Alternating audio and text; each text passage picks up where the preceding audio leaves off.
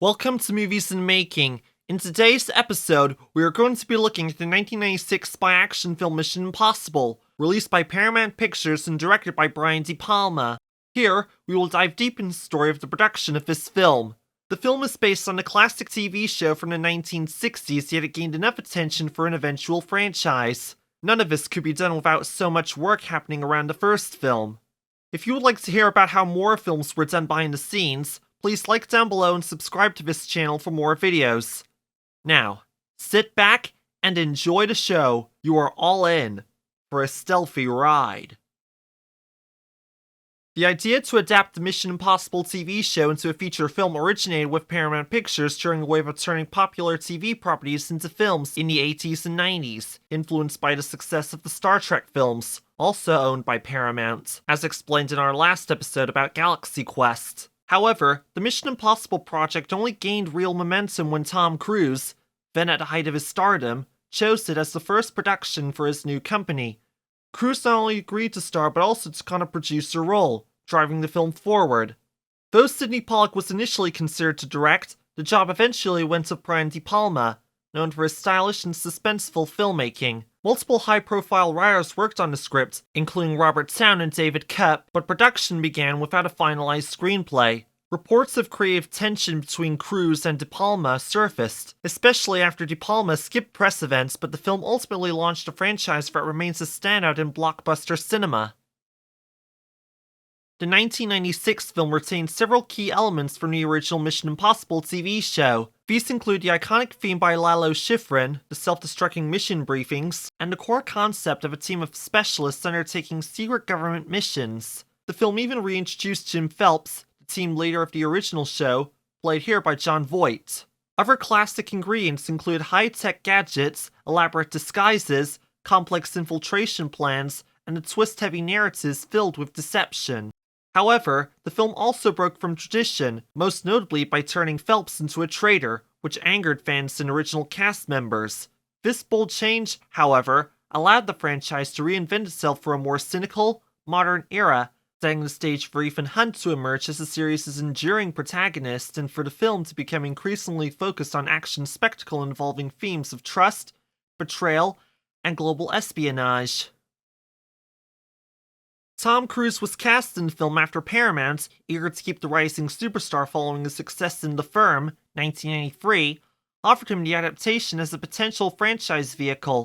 Though Cruise did not seem like the typical fit for the cerebral, ensemble-based espionage show, he had fond memories of it from childhood. Seeing its potential, Cruise took a major risk by making it the first film under his Cruise Wagner Productions banner.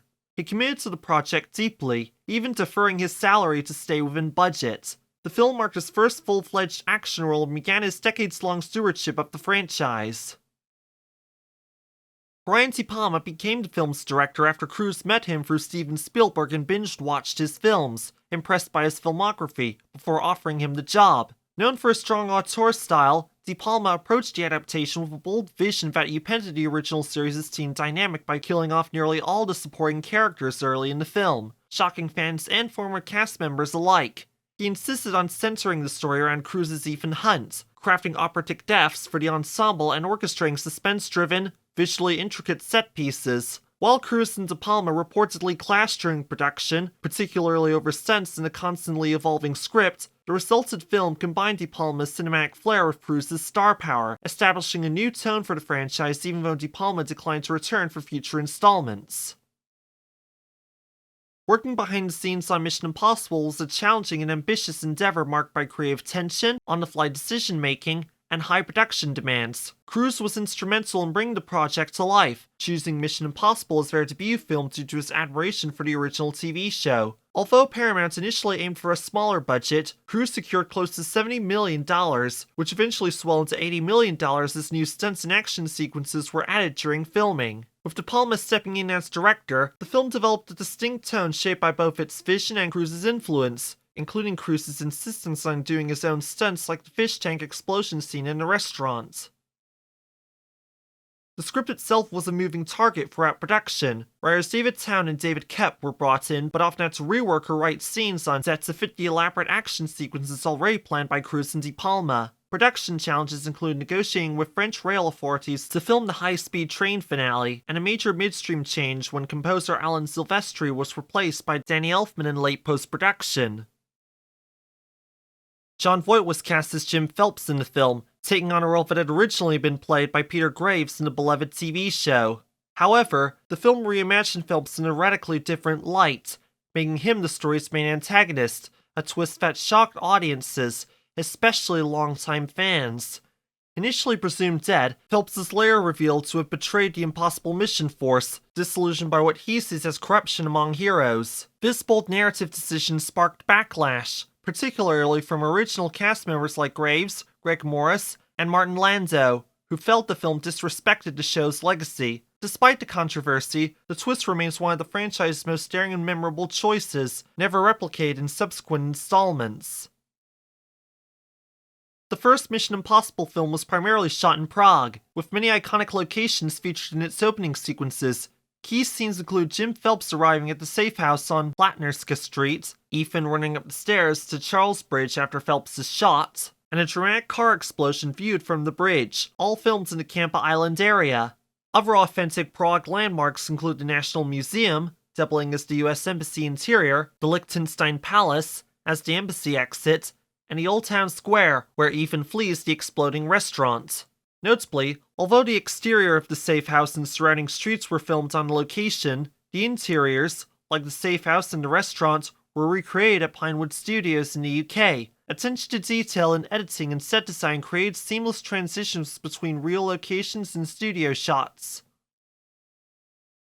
Several other memorable Prague shots were featured, such as the Malostranska water tower area, where Ethan uses a riverside phone, the embankment where Sarah is stabbed, and the corner of Nekazanka and Naprikopie, where Ethan arranges a meeting. Later scenes involving Max, Vanessa Redgrave, were filmed across multiple venues. Her office was inside the Grand Hotel Europa, the CIA's approach was shot at the nearby Municipal House, and the escape scene spanned a bridge connecting to the Powder Gates and then onto Hypernska Street. Clever editing stitched these separate locations into a continuous sequence, blending authentic Prague backdrops with a few staged elements, like fake phone booths and added benches, to enhance the cinematic realism of the film's opening act. During the filming of the iconic vault break-in scene of the film, Cruise struggled to maintain his balance while being lowered from the ceiling, repeatedly hitting his head on the floor during takes. To solve this issue, he came up with the idea of putting coins into his shoes to act as counterweights. This simple but clever adjustment helped him stay balanced in the suspended position, allowing him to successfully perform the stunts and capture the now famous shot. Creating the thrilling bullet train sequence in the film was a massive technical and creative effort that blended live action, miniature models, and groundbreaking visual effects. Although Cruise received permission to film on a real TGV train in France, most of the sequence was ultimately shot on a 007 soundstage at Pinewood Studios in London, using full-scale mock-ups of the train carriages and a powerful wind machine to simulate high-speed travel. Cruise, committed to doing as many stunts as possible, insisted on realism and endured physical strain, including bruises and minor injuries, while filming sequences like the climactic leap from the helicopter onto the train. To increase believability, the VFX team from Industrial Light and Magic, led by John Knoll, kept CGI use minimal for actors and focused instead on enhancing the environments and vehicles. Exterior shots of the countryside were filmed in Scotland, while interior tunnel scenes used a mix of CG, projection mapping, and 1/8 scale models to simulate high-speed movement. The sequence's realism hinged on innovative solutions like projection mapping to create the illusion of motion, and motion-controlled rigs to simulate the helicopter and train dynamics. Industrial Light and Magic used scale models of helicopters and train tunnels for many shots, even building a 600-foot track to launch a camera through the miniature tunnel at high speeds. Explosions were filmed practically, using only 2 fragile, hand-rebuilt helicopter models detoned night after night just to get the right shot.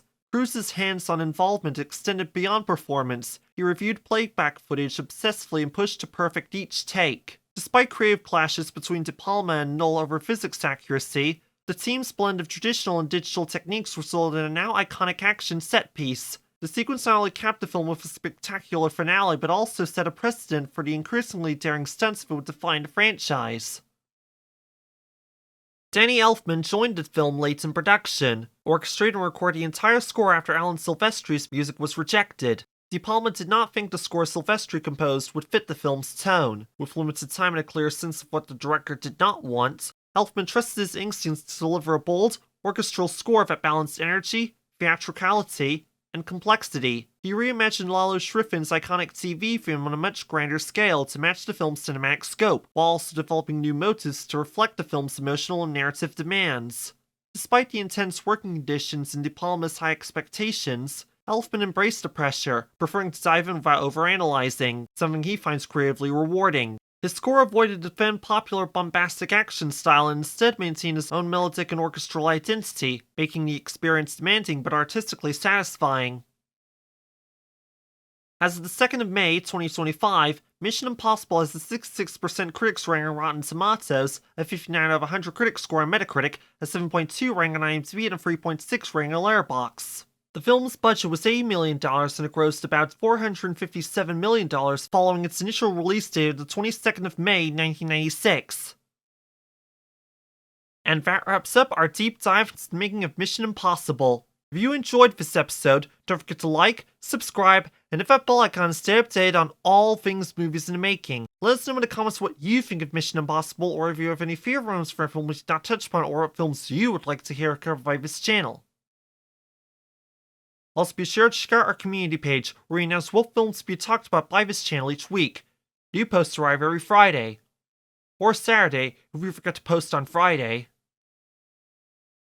Thanks for watching, and we'll see you all next time on Movies in the Making, where we'll be talking about Lilo and Stitch, Walt Disney Pictures 2002, and more films to follow along the way. Tune in for more Movies in the Making as we uncover the stories behind cinema's most unforgettable films. This has been Jason Scotchmer, film enthusiast and passionate about the arts.